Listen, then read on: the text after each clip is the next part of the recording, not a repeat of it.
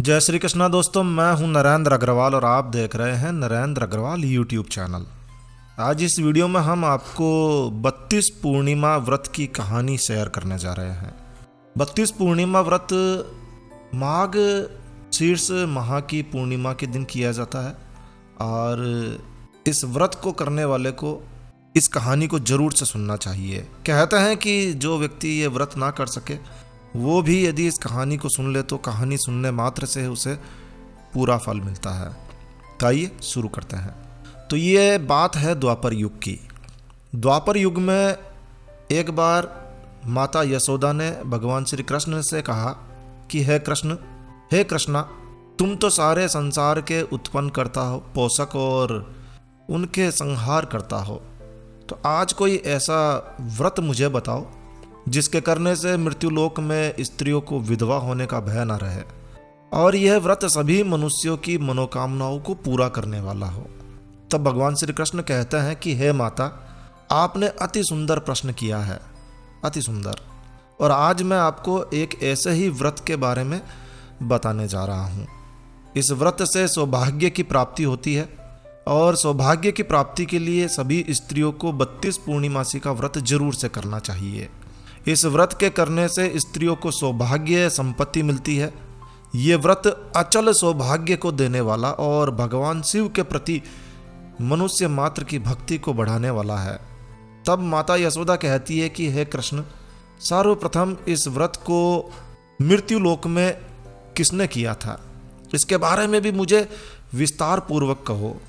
तब भगवान श्री कृष्ण कहते हैं कि इस भूमंडल पर एक बहुत ही प्रसिद्ध राजा चंद्रहास रहा करते थे। राजा चंद्रहास के पास अनेक प्रकार के रत्नों से परिपूर्ण कातिका नाम की एक नगरी थी और वो वहीं पर अपना राज्य किया करते थे। उस राज्य में धनेश्वर नाम का एक ब्राह्मण भी रहा करता था और धनेश्वर अपनी पत्नी के साथ रहता था। उसकी स्त्री, उसकी पत्नी बहुत ही सुशील और रूपवती थी। तो दोनों ही उस नगरी में बड़े ही प्रेम भाव के साथ रहा करते थे। घर में धन धान्य आदि की किसी प्रकार की कोई कमी नहीं थी। लेकिन उन्हें एक बड़ा दुख था कि उनके घर में, उनके परिवार में कोई संतान नहीं थी और इस दुख से वो बेहद दुखी रहा करते थे। एक समय की बात है, एक बड़ा तपस्वी, एक योगी उस नगरी में आया। वह योगी उस ब्राह्मण के घर को छोड़कर उस नगर के, उस राज्य के सभी घरों में भिक्षा मांगने गया।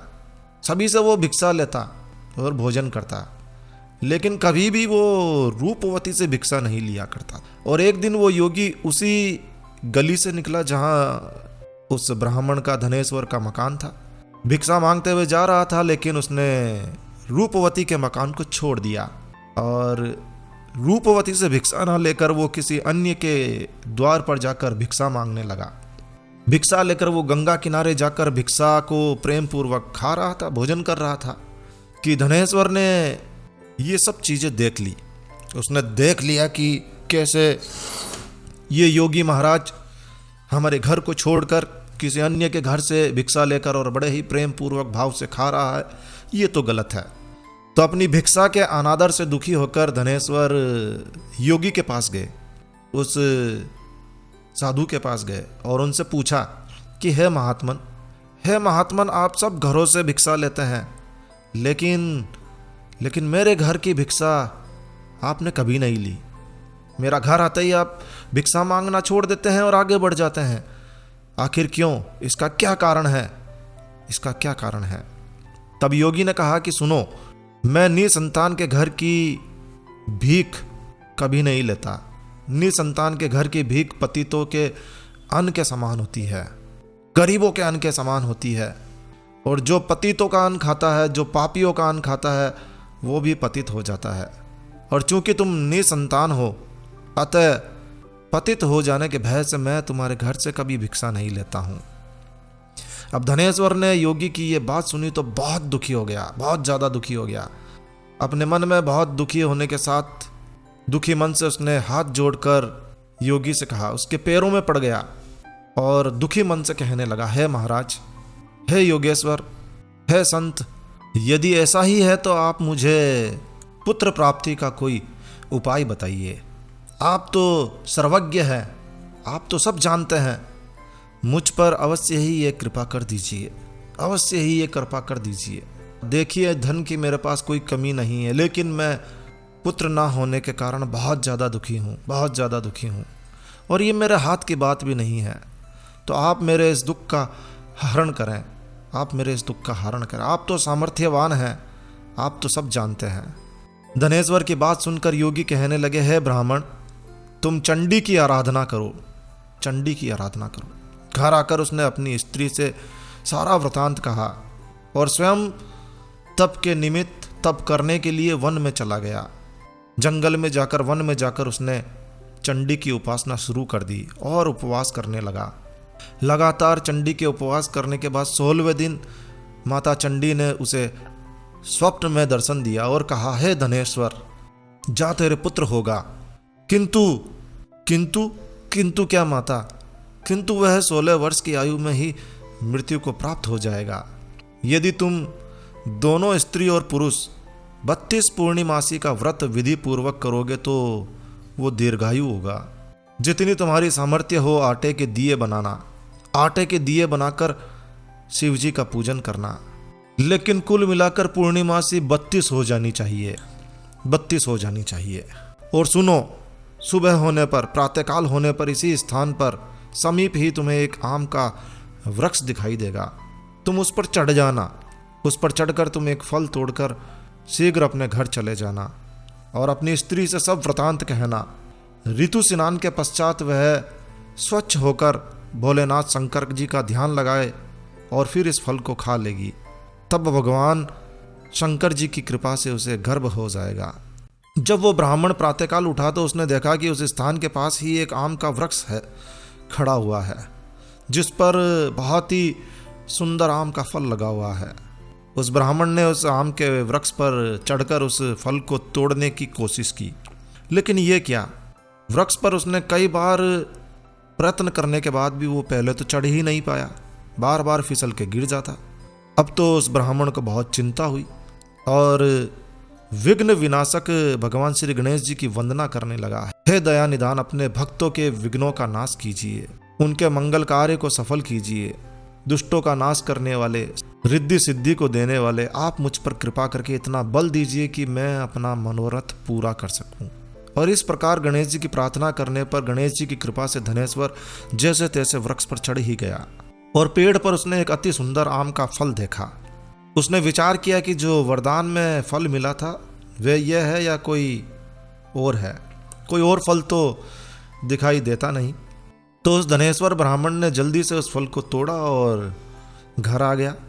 घर आकर उसने सारा वृतांत अपनी पत्नी को बताया और वो फल उसे दिया।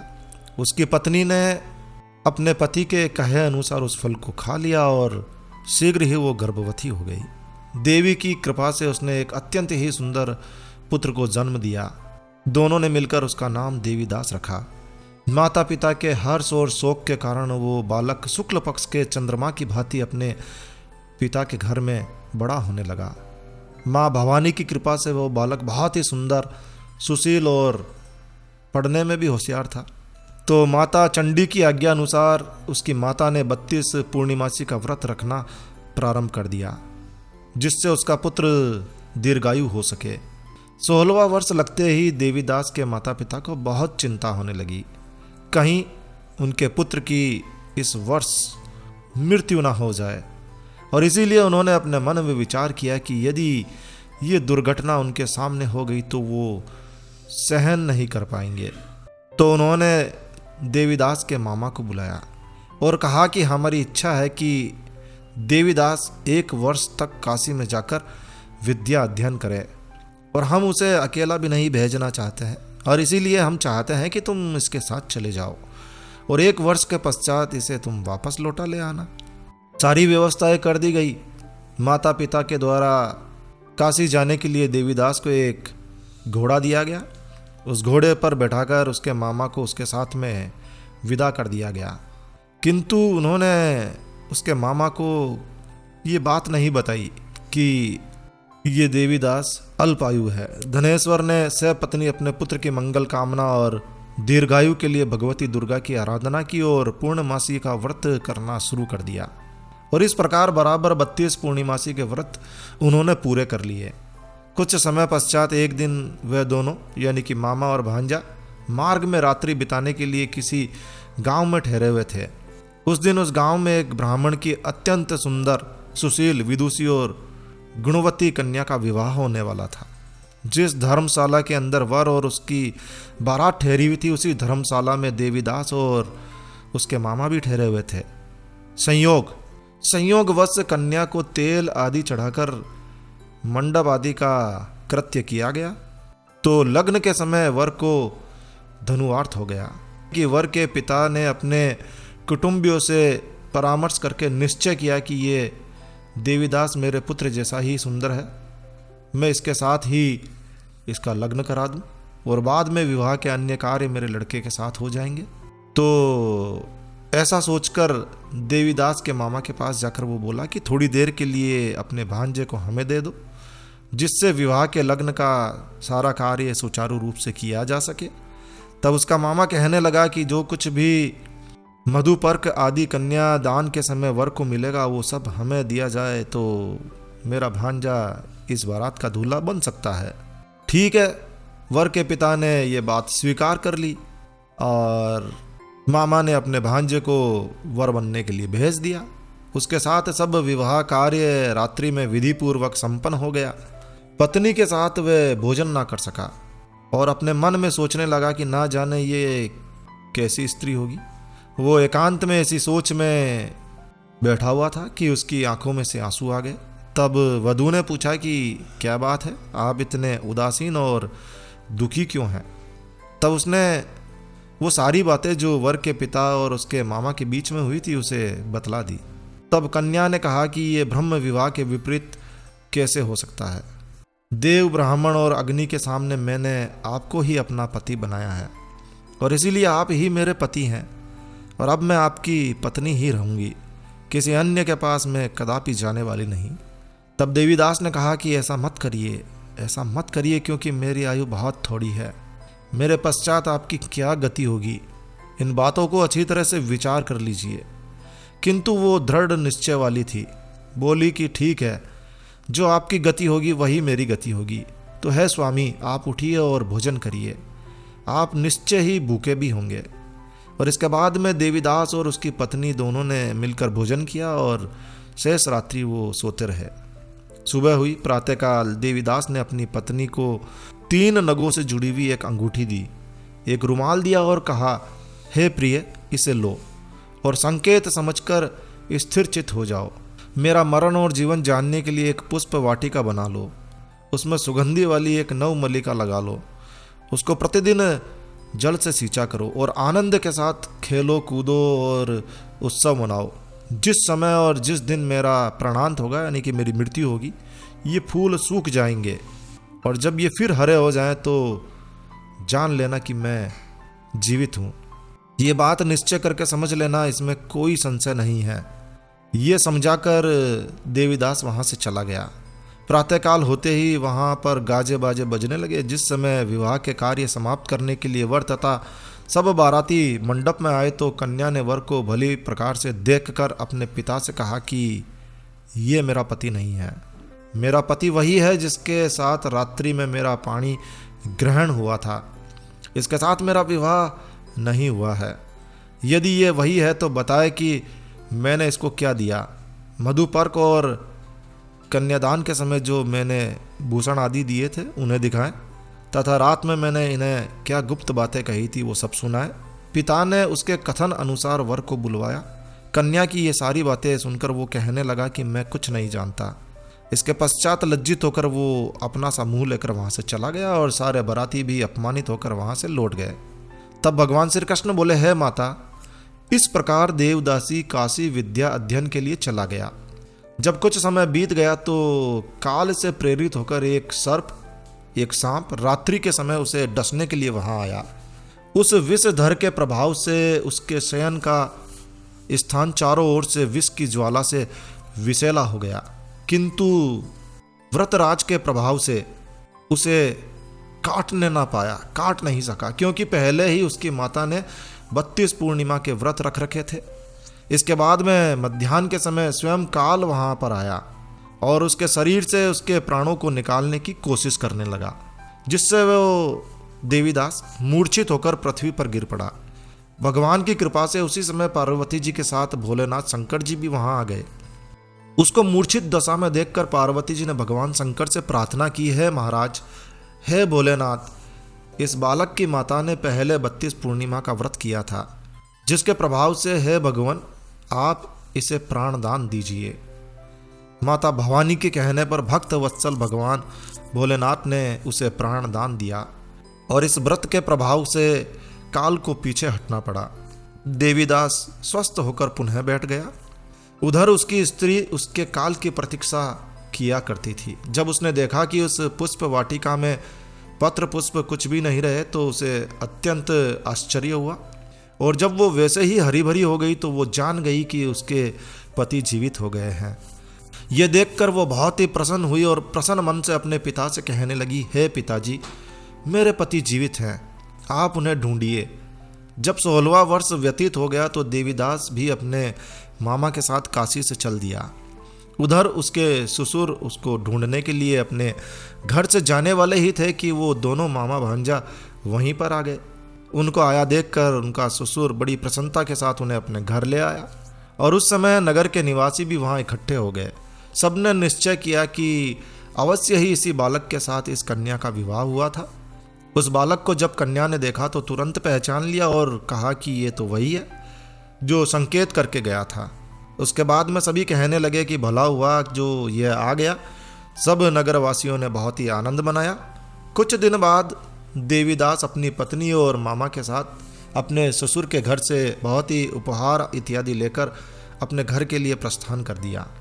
जब वो अपने गांव के निकट आया तो कई लोगों ने उसे देखकर उसके माता पिता को पहले ही खबर दे दी, देखो तुम्हारा पुत्र देवीदास अपनी पत्नी और मामा के साथ वापस आ रहा है।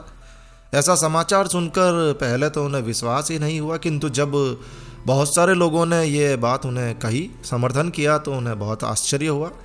लेकिन थोड़ी देर में ही देवीदास ने आकर अपने माता पिता के चरणों में अपना सर झुकाया और उन्हें प्रणाम किया। उसकी पत्नी ने भी अपने सास ससुर के चरणों को स्पर्श किया तो माता पिता ने अपने पुत्र और पुत्र वधू को अपने हृदय से लगा लिया और दोनों की आंखों में प्रेम के आंसू बह चले। अपने पुत्र और पुत्र वधू के आने की खुशी में धनेश्वर ने बहुत भारी उत्सव किया। बहुत सारे ब्राह्मणों को बुलवाया, भोजन कराया, दान दक्षिणा देकर उन्हें प्रसन्न किया। भगवान श्री कृष्ण कहने लगे कि इस प्रकार धनेश्वर 32 पूर्णिमा के व्रत के प्रभाव से पुत्रवान हो गया। जो भी स्त्रियां इस व्रत को करती है वो जन्म जन्मांतर के वैधव्य का दुख नहीं भोगती है और सदैव सौभाग्यवती रहती है, ऐसा मेरा वचन है। इसमें कोई संदेह नहीं सोचना चाहिए। ये व्रत पुत्र पौत्रों को देने वाला और संपूर्ण मनोकामनाओं को पूरा करने वाला है। 32 पूर्णिमाओं के व्रत को करने से व्रती की सब इच्छाएं भगवान भोलेनाथ शिव की कृपा से पूर्ण हो जाती है। प्रेम से बोलिए जय जय शिव शंकर भोलेनाथ की जय हो। अब ये व्रत कैसे करना है, कैसे किया जाता है, इसकी विधि क्या है, अगर हम इसे इस वीडियो में बताएंगे तो ये बहुत बड़ा वीडियो हो जाएगा। तो यदि आप इसकी विधि, पूजन सामग्री सभी कुछ जानना चाहते हैं तो नीचे डिस्क्रिप्शन में हम एक लिंक दे रहे हैं। ये हमारी वेबसाइट का लिंक है जहाँ पर आपको 32 पूर्णिमा के व्रत की पूरी जानकारी, पूजा विधि, सही सटीक जानकारी आपको मिल जाएगी। तो आप इस लिंक पर क्लिक करके वेबसाइट पर जा सकते हैं और 32 पूर्णिमा के पूजन विधि को जान सकते हैं। दोस्तों, पूजन विधि के अनुसार आप पूजा कीजिए, व्रत कीजिए और कहानी सुनिए या सुनाइए। आप इस वीडियो को पुनः चलाकर पूर्णिमासी के दिन, प्रत्येक पूर्णिमासी के दिन भी इस व्रत को कर सकते हैं और सुन सकते हैं।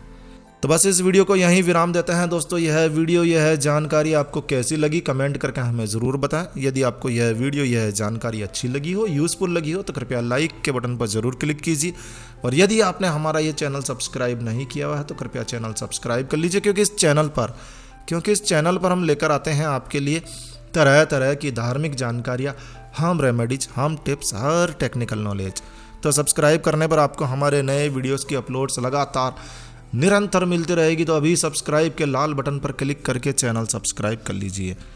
तो एक नया वीडियो, एक नई जानकारी लेकर मैं आपका दोस्त नरेंद्र अग्रवाल फिर मिलूंगा। तब तक के लिए stay healthy, stay happy. Thank you for watching my video. Thanks. जय श्री राम, जय हनुमान।